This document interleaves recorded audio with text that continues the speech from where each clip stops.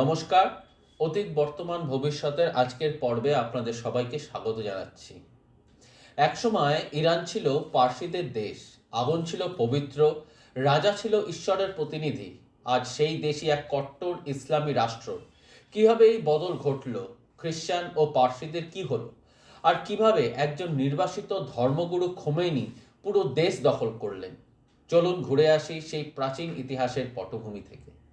ইসলাম আসার বহু শতাব্দী আগে ইরান ছিল পৃথিবীর অন্যতম শক্তিশালী সভ্যতার কেন্দ্র, যাকে আমরা আজ পার্সি সাম্রাজ্য নামে চিনি। এই সাম্রাজ্যের কয়েকটি বড় যুগ ছিল, যেমন আখেমেনিস সাম্রাজ্য বা সাইরাস দ্য গ্রেট ও দারায়ুস যুগ। তারপর আসে পার্থিয়ান সাম্রাজ্য এবং ইসলামিক সাম্রাজ্য আসার ঠিক আগে সাসানীয় সাম্রাজ্য। বিশেষ করে 2024 খ্রিস্টাব্দ থেকে 651 খ্রিস্টাব্দ পর্যন্ত সাসানীয় সাম্রাজ্য ছিল ইসলামের আগে শেষ ও সবচেয়ে সংগঠিত পার্সি রাষ্ট্র। পার্সি সাম্রাজ্যের মূল ধর্ম ছিল জরথ্রুষ্ট ধর্ম, যা পৃথিবীর প্রাচীনতম একেশ্বরবাদী ধর্মগুলোর একটি, এবং এই জরথ্রুষ্ট ধর্মকে পার্সিদের আত্মা বলা হয়। জরথ্রুষ্ট ধর্মের মূল ধারণাই ছিল ঈশ্বর অর্থাৎ আহুরা মাজদা, যে ছিল সত্য ও আলোর প্রতীক, আর শত্রু শক্তি ছিল আংগ্রা মাইনু, যে ছিল মিথ্যা ও অন্ধকারের প্রতীক। এই ধর্মের লোকেদের কাছে জীবন মানেই ছিল ভালো চিন্তা, ভালো কথা এবং ভালো কাজ। এই তিনটি নীতি পার্সি সমাজের ভিত্তি ছিল। অনেকেই ভুলভাবে ভাবে জরাথ্রুষ্টরা আগুন পূজা করত। আসলে আগুন ছিল ঈশ্বরের প্রতীক, ঈশ্বর নিজে নয়। আসলে আগুন হলো আলো, সত্য ও পবিত্রতার চিহ্ন, এবং সেই কারণেই মন্দিরের আগুন কখনো নিভতে দেওয়া হতো না। শুধু তাই নয়, শাসন ব্যবস্থা ও বিচারেও সত্য বনাম মিথ্যা ধারণা ছিল অত্যন্ত গুরুত্বপূর্ণ। আর এই ধারণা পরবর্তী বহু ধর্মে প্রচুর প্রভাব ফেলেছিল। এই জরথ্রুষ্ট ধর্মের পবিত্র গ্রন্থ হলো আভেস্তা। এতে আছে ধর্মীয় স্তোত্র বা গাথা, নৈতিক আইন, আচার এবং অনুশাসন। পার্সিদের সমাজ, আইন ও রাজনীতির সঙ্গে ধর্ম ছিল গভীরভাবে যুক্ত। অর্থাৎ পার্সি সাম্রাজ্যের ধর্ম শুধু উপাসনার মধ্যে সীমাবদ্ধ ছিল না, রাষ্ট্র পরিচালনার মূল হাতিয়ারও ছিল এই জরাথ্রষ্ট ধর্ম। শাহ অর্থাৎ রাজা, এই ছিল ধর্ম ও রাষ্ট্রের একচ্ছত্র প্রতিনিধি। পার্সি রাজাকে বলা হতো শাহানশাহ, মানে রাজাদের রাজা। শাহকে মনে করা হতো ঈশ্বর কর্তৃক নির্বাচিত ন্যায়ের রক্ষক, আর ধর্মীয় নেতারা রাজাকে বৈধতা দিত এবং প্রয়োজনীয় সিদ্ধান্তের ক্ষেত্রে রাজার পাশেও দাঁড়াতো। পার্সিয়ানদের কাছে রাজদ্রোহ মানে শুধু রাষ্ট্রবিরোধিতা নয়, রাজদ্রোহ মানে ধর্মবিরোধিতাও ছিল। এই মডেলটাই পরে ইরানের ইতিহাসে বারবার ফিরে আসে। তাহলে খ্রিস্টানরা কিভাবে ইরানে আসলো? আসলে ইরান ও রোমান সাম্রাজ্যের মধ্যে যেমন যুদ্ধ ছিল, তেমন বাণিজ্য ও সাংস্কৃতিক যোগাযোগও ছিল খুব গভীরভাবে। আর এই পথ ধরেই খ্রিস্ট ধর্ম ইরানে প্রবেশ করে। বিশেষ করে মেসোপটেমিয়ার অঞ্চল, আর্মেনিয়া, পশ্চিম ইরান, এইসব অঞ্চলগুলোতে খ্রিস্টান ধর্ম বিস্তার করতে থাকে আস্তে আস্তে। ইরানের খ্রিস্টানরা মূলত চিকিৎসক, অনুবাদক, শিক্ষক, কূটনীতিক হিসাবেই পরিচিত ছিল। অর্থাৎ সংখ্যায় কম হলেও বুদ্ধিবৃত্তিক ও সাংস্কৃতিকভাবে খুবই গুরুত্বপূর্ণ ছিল খ্রিস্টানরা। শুধু পরবর্তীকালে খ্রিস্টানদের প্রতি আচরণ সময়ভেদে বদলে গেছিল। আসলে রোমের সঙ্গে যুদ্ধ চলাকালীন খ্রিস্টানদের ওপর সন্দেহ বাড়ে, আর তাই তারা পুরোপুরি স্বাধীন ছিল না, কিন্তু তাদের নিশ্চিহ্ন করে দেওয়া হয়নি। এখান থেকেই বোঝা যায় ইরানের ধর্ম ও রাষ্ট্র কখনো আলাদা ছিল না, আর আস্তে আস্তে এই দেশটি উন্নতির শিখরে পৌঁছে যায়। ইসলাম আসার পর কাঠামো বদলেছে, কিন্তু ধর্ম ও রাষ্ট্রের সংযোগ রয়ে গেছে, সাথে বদলেছে মানুষের চিন্তাভাবনা। সপ্তম শতাব্দীর সময়কালে আরব ইসলামী ইরান আক্রমণ করে এবং পার্সি সাম্রাজ্যের পতন হয়। 630 খ্রিস্টাব্দের পর আরব উপদ্বীপে এক নতুন শক্তির জন্ম নয়, ইসলামী খিলাফত। মুহাম্মদ শাহের মৃত্যুর পর আবু বকর, উমর ইবন খাত্তাব, এই দুই খালিফার সময় আরব মুসলিম বাহিনী দ্রুত বিস্তার শুরু করতে থাকে ইরানের মধ্যে। সেই সময় ইরান ছিল সাসানীয় পার্সি সাম্রাজ্যের অধীনে। দীর্ঘদিনের যুদ্ধ ও অভ্যন্তরীণ দুর্বলতায় জর্জরিত হয়ে পড়ে এই দেশটি। এর আগে বাইজেন্টাইন বা রোমান সাম্রাজ্যের সঙ্গে লাগাতার যুদ্ধে ক্লান্ত হয়ে পড়েছিল ইরান, আর এই দুর্বলতার সুযোগ নিয়ে আরবরা আক্রমণ করে বসে ইরানকে। 633 খ্রিস্টাব্দ থেকে 651 খ্রিস্টাব্দ কয়েকটি গুরুত্বপূর্ণ যুদ্ধ হয়। 636 খ্রিস্টাব্দে শুরু হয় কাদেসিয়ার যুদ্ধ। এই যুদ্ধে পার্সি সেনাপতি ছিল রুস্তাম আর আরব সেনাপতি ছিল সাদ ইবন আবি ওয়াক্কাস। একটি রক্তক্ষয়ী যুদ্ধের পর পার্সি সামরিক শক্তি তাসের ঘরের মতন ভেঙে পড়ে। এরপর 642 খ্রিস্টাব্দে আরও একটি যুদ্ধ হয়, নাহাভানদের যুদ্ধ। এটি মূলত পার্সিদের শেষ যুদ্ধ। এরপর থেকেই পার্সি সাম্রাজ্যের কার্যত পতন হয়। এই সময় শেষ পার্সি রাজা ছিল ইয়াজদেগার্দ তৃতীয়। ইয়াজদেগার্দ ছিলেন খুবই তরুণ, তাই তার অভিজ্ঞতার ভাণ্ডার ছিল শূন্য। রাজা এক শহর থেকে আরেক শহরে পালাতে থাকে। ঐতিহাসিক সূত্র অনুযায়ী শেষ পর্যন্ত 651 খ্রিস্টাব্দে তার করুণ পরিণতি হয়। এক স্থানীয় মিলারের হাতে তিনি নিহত হন। এই ঘটনার মধ্য দিয়ে প্রায় 1200 বছরের পার্সি রাজশক্তির অবসান ঘটে। ইসলামিক রেজিমের সূত্রপাত হলো, কিন্তু ইসলামের সূত্রপাতের ইসলামিক স্টেট হয়ে যাওয়া এই দুটোর মধ্যে অনেক পার্থক্য আছে। রাতারাতি ইরান ইসলামিক স্টেট হয়ে যায়নি। আরবদের বিজয়ের পর প্রশাসনিক ভাষা ধীরে ধীরে আরবিতে পরিবর্তন হয় এবং রাষ্ট্রের মধ্যে ইসলামিক আইন চালু হয়ে যায়, আর সাথে সাথে মুসলিম গভর্নরদেরও নিয়োগ করে দেওয়া হয়। অর্থাৎ গভর্নমেন্ট ধীরে ধীরে ইসলামিক রেজিমের হাতে চলে আসে। কিন্তু গুরুত্বপূর্ণ বিষয় হলো সব পার্সি একসঙ্গে ইসলাম গ্রহণ করেনি। পরিস্থিতি অনুযায়ী পার্সিদের সামনে তিনটি পথই খোলা রইল। এক, ইসলাম গ্রহণ করে কর থেকে মুক্তি, শুধু তাই নয়, প্রশাসনের সমস্ত সুযোগ এবং সামাজিক মর্যাদা পাওয়া। দুই, অমুসলিমদের জন্য বিশেষ কর বা জিজিয়া কর দিয়ে বাঁচা এবং ধর্ম পালনের সীমিত স্বাধীনতা, কিন্তু দ্বিতীয় শ্রেণীর নাগরিক হয়ে থাকা। তিন, দেশ ত্যাগ করে অন্য দেশে চলে গিয়ে নিজেদের সংস্কৃতি এবং ধর্ম বাঁচানো।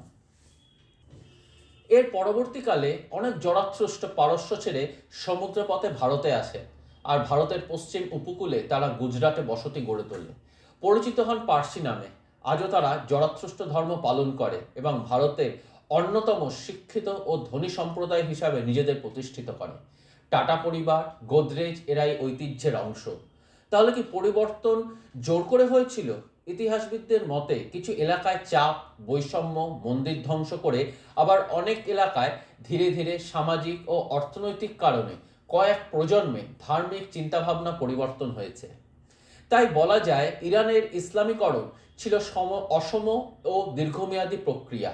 এখানে প্রশ্ন ওঠে, তাহলে কি ইরান এই পার্সি পরিচয় হারিয়ে গেল? উত্তর হলো না। ভাষা রয়ে গেছে ফার্সি, সাহিত্য টিকে আছে, সাংস্কৃতিক ইসলামের সঙ্গে মিশে গেছে ওতপ্রোতভাবে। এখনও ইরানে পার্সিদের সংস্কৃতি দেখা যায়। এখান থেকেই জন্ম নেয় শিয়া ইসলাম আর পার্সি সংস্কৃতির মিশ্রণ, যা ইরানকে অন্য মুসলিম দেশ থেকে অনেকটাই আলাদা করে দিয়েছে।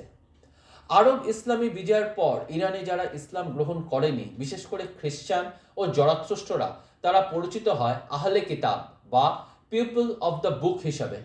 এর মানে তাদের নিশ্চিহ্ন করা হয়নি, কিন্তু তারা দ্বিতীয় শ্রেণীর নাগরিক। এ বিষয়ে বলে রাখি, দ্বিতীয় শ্রেণীর নাগরিক কথা শুনলে অনেকে শুধু নির্যাতনের ছবি কল্পনা করে। বাস্তবে বিষয়টা ছিল আইনি ও সামাজিক বৈষম্য। ইসলামী রাষ্ট্রের শাসক, সেনাপতি, বিচারক সাধারণত মুসলিম সম্প্রদায়েরই হতো। অমুসলিমরা উচ্চ প্রশাসনে যেতে পারত না, সামরিক ক্ষমতা পেত না, অর্থাৎ রাষ্ট্রের ক্ষমতার কেন্দ্র থেকে তারা ধীরে ধীরে বাদ পড়ে যায়।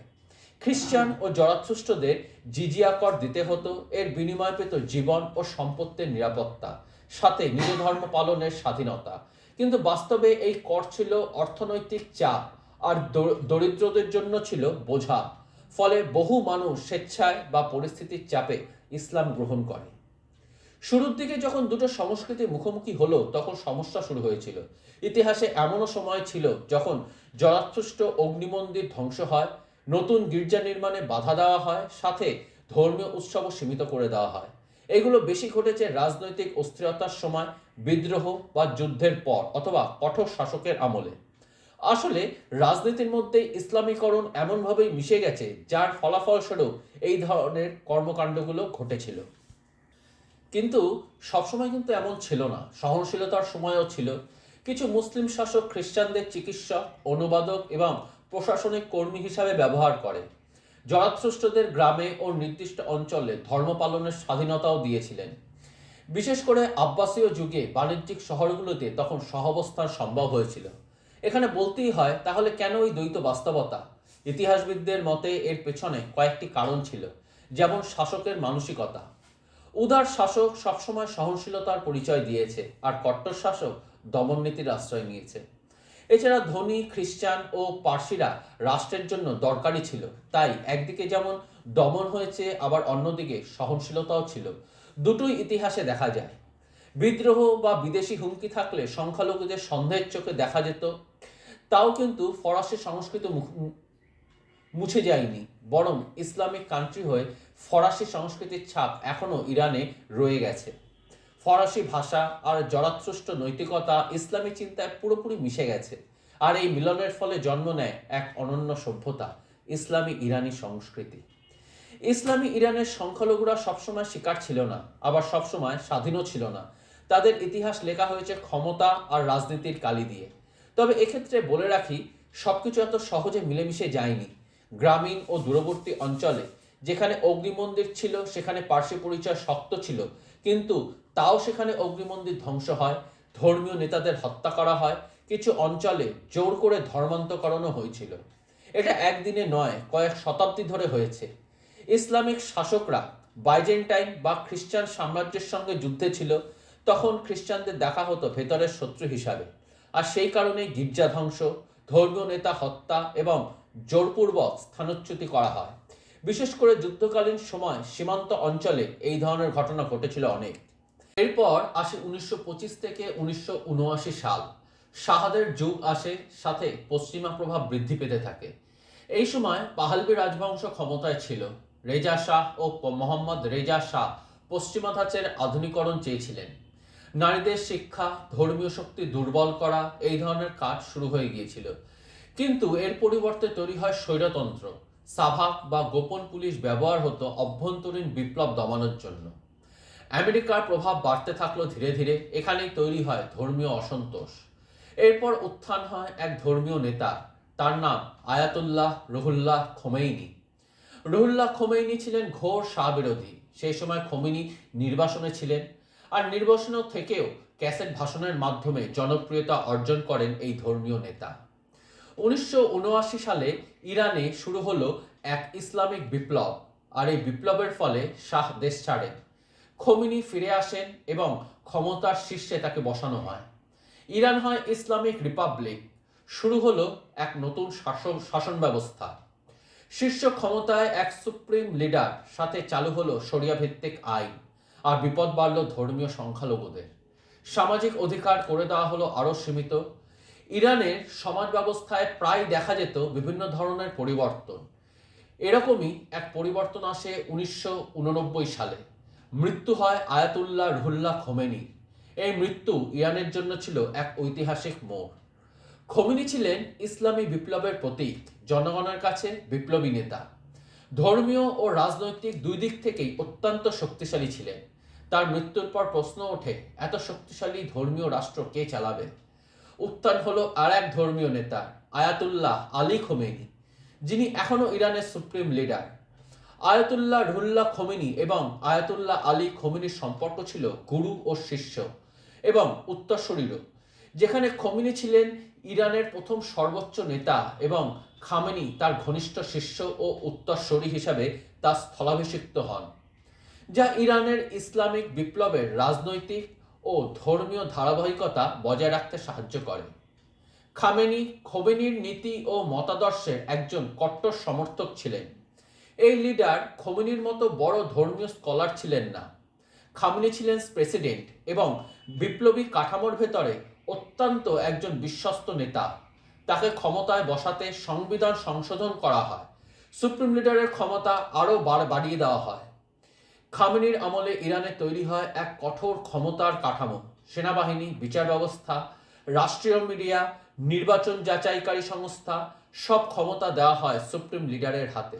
সবকিছুই কার্যত খামেনির নিয়ন্ত্রণে। শুধু সেনা নয়, ব্যবসা, তেল, নির্মাণ সবকিছুই নিয়ন্ত্রণ হয় সুপ্রিম লিডারের দ্বারা। ইসলামের রেভলিউশনারি গার্ড IRGC তৈরি করা হয়, যা সরকার বিরোধী আন্দোলন দমনের ছিল প্রধান শক্তি। 1953 সালে আমেরিকা ও ব্রিটেন ইরানের নির্বাচিত প্রধানমন্ত্রী মোসাদ্দেককে উৎখাত করে শাহকে ক্ষমতায় বসানো হয়। এই স্মৃতি আজও ইরানি রাষ্ট্রচিন্তার অংশ। খামেনির মতে এটি পশ্চিমা সংস্কৃতির আগ্রাসন। গণতন্ত্র হলো ইসলাম ধ্বংসের হাতিয়ার, আর তাই আমেরিকা মানে দ্য গ্রেট স্যাটান বা শয়তান। এরপর ইরানের উপর আসে নিষেধাজ্ঞা, আর এই নিষেধাজ্ঞা সত্ত্বেও ইরান প্রক্সিয়ার করে যায় পশ্চিমা সমর্থিত দেশের সাথে। পারমাণবিক কর্মসূচি চালু রাখে, সাথে মধ্যপ্রাচ্যে প্রভাব বাড়ানোর আপ্রাণ চেষ্টা করে। তাহলে বর্তমান ইরানের অভ্যন্তরীণ আন্দোলন বা জনগণ বনাম রাষ্ট্রের আন্দোলন কেন শুরু হলো? আসলে অর্থনৈতিক সংকট, বেকারত্ব, নারীদের ওপর কঠোর আইন, মত প্রকাশের স্বাধীনতার অভাব এসব মানুষের মনে অসন্তোষের সৃষ্টি করে। বিশেষ করে তরুণ তরুণ প্রজন্ম আর শহরের শিক্ষিত মানুষদের প্রভাবিত করেছে মারাত্মকভাবে। ইসলামী রাষ্ট্র সাধারণত আন্দোলনকে দেখে বিদেশি ষড়যন্ত্র হিসাবে এবং দাগিয়ে দেওয়া হয় বিদেশি শত্রু হিসাবে। ইন্টারনেট বন্ধ করে দেওয়া, কঠোরভাবে বিক্ষোভ দমন করা এবং তার সাথে নেতা ও সাংবাদিকদের গ্রেপ্তার করা এবং বিদ্রোহীদের উপর অকথ্য অত্যাচারও করা হয়। এখানে ধর্ম ও রাষ্ট্র একাকার হয়ে যায়। বিরোধিতা মানে শুধু সরকার বিরোধিতা নয়, ইসলামের ব্যবস্থা বিরোধিতা। আজকের ইরান দাঁড়িয়ে আছে এক দ্বন্দ্বের মাঝে। একদিকে ইসলামী বিপ্লবের আদর্শ, ধর্মীয় শাসন, পশ্চিমা বিরোধী, অন্যদিকে আধুনিক সমাজ, ইন্টারনেট প্রজন্ম, ব্যক্তি স্বাধীনতার দাবি। এই সংঘর্ষই ইরানের ভবিষ্যৎ নির্ধারণ করবে। ইরানে ইসলামের উত্থান কোনো একদিনে হয়নি। এটি যুদ্ধ, রাজনীতি, ধর্ম ও ক্ষমতার দীর্ঘ ইতিহাস। পার্সি পরিচয় আজও বেঁচে আছে, কিন্তু ইসলামের ছায়ায়। এই ইতিহাস যদি আপনার চোখ খুলে দেয়, ভিডিওটি শেয়ার করুন, কমেন্টে আপনার মতামত লিখুন, আর এমন আরও গভীর ইতিহাস পেতে চ্যানেলটিকে সাবস্ক্রাইব করুন। ধন্যবাদ।